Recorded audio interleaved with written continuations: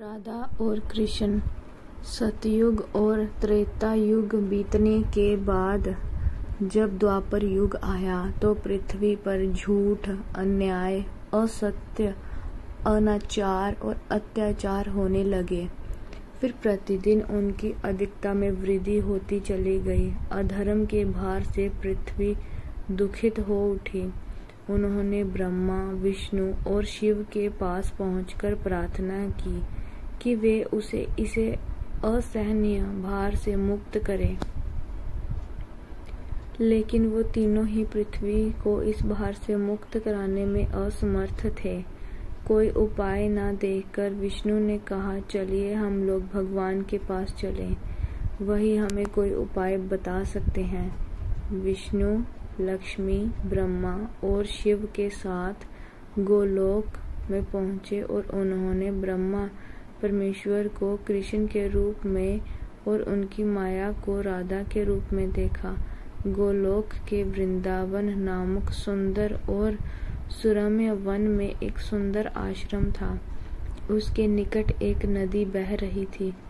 विष्णु ने परब्रह्म परमेश्वर को पृथ्वी के दुख की गाथा सुनाई और उन्होंने कहा, मैं पृथ्वी के दुख से परिचित हूँ। पृथ्वी को भार मुक्त करने के लिए शीघ्र ही मैं ब्रज में कृष्ण के रूप में अवतार लेने वाला हूँ।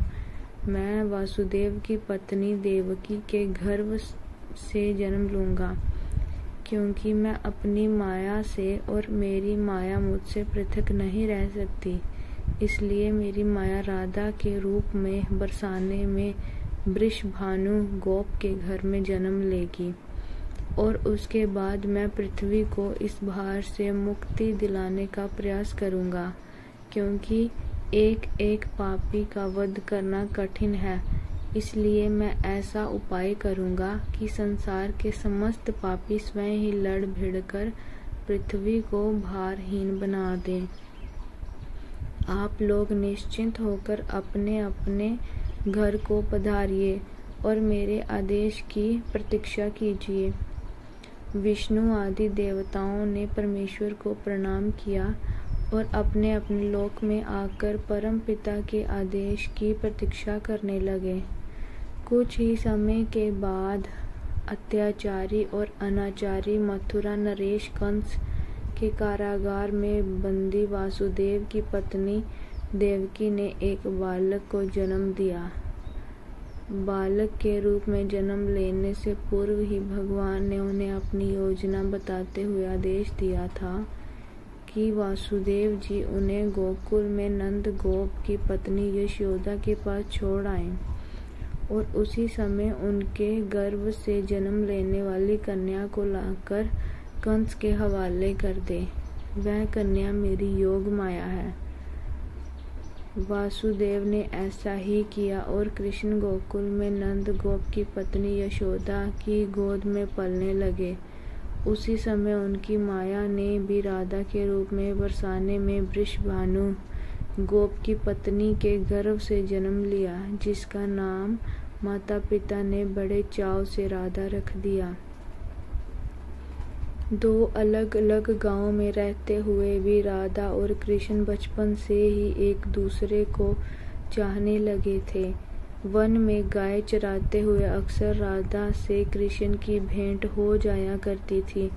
फिर जब वे दोनों बड़े हो गए तो जब भी रात का वेला में कृष्ण अपनी बंसुरी के स्वरों द्वारा अपनी प्रियतमा राधा को पुकारते, राधा अपनी सहेली गोप बालाओं के साथ कृष्ण के साथ पास पहुंच जाती। राधा और कृष्ण का यह प्रेम दो किशोर लड़के लड़की का प्रेम था, जो थोड़े से दिनों में ही पूरे ब्रज में चर्चित हो गया। नंद बाबा और यशोदा ने चाहा कि कृष्ण का विवाह राधा के साथ कर दिया जाए। उधर बरसाने में वृषभानु और उनकी पत्नी कलावती की भी यही इच्छा थी। एक शुभ दिन देखकर राधा और कृष्ण की सगाई कर दी गई। पूरा ब्रज प्रदेश आनंदोल्लास भरे उत्सवों से भर गया। लेकिन उन दोनों का विवाह नहीं हो पाया था कि कंस के आदेश पर अक्रूर कृष्ण को बुलाने के लिए मथुरा से वृंदावन पहुंच गए और अत्याचारी कंस तथा राक्षसी स्वभाव वाले उनके अनुचरों का वध करने के लिए कृष्ण को बलराम के साथ वृंदावन छोड़कर मथुरा जाना पड़ा। और मथुरा में कंस आदि का वध करने के लिए मथुरा राज्य की सुरक्षा के उत्तरदायित्व ने कृष्ण को इतना उलझा दिया कि वह चाह कर भी वृंदावन नहीं जा सके। अपने जामाता कंस के वध का बदला लेने के लिए उनके ससुर जरासंध ने अपनी विशाल सेना के साथ मथुरा को घेर लिया, लेकिन कृष्ण और बलराम ने अपने पराक्रम से जरासंध और उसकी विशाल सेना को पीठ दिखाकर भगाने पर विवश कर दिया। लेकिन जरासंध पराजित होकर भी शांत नहीं बैठा। उसने कई बार मथुरा पर आक्रमण किया। मथुरा एक छोटा सा राज्य था और मथुरा नगर को सुरक्षित स्थान पर नहीं बसाया गया था। अंततः कृष्ण ने मथुरा छोड़कर अन्य कहीं जाने का निश्चय कर लिया और जरासंध की विशाल सेना के बीच से मथुरावासियों को सुरक्षित निकालकर हजारों योजन दूर भारतवर्ष के पश्चिमी सागर तट पर ले गए और द्वारका नगर की स्थापना करके एक शक्तिशाली यादव राज्य स्थापित कर दिया। अक्रूर के साथ मथुरा छोड़कर आने के बाद कृष्ण और राधा का मिलन फिर कभी नहीं हुआ, लेकिन वे आजीवन एक दूसरे को भूल नहीं पाए।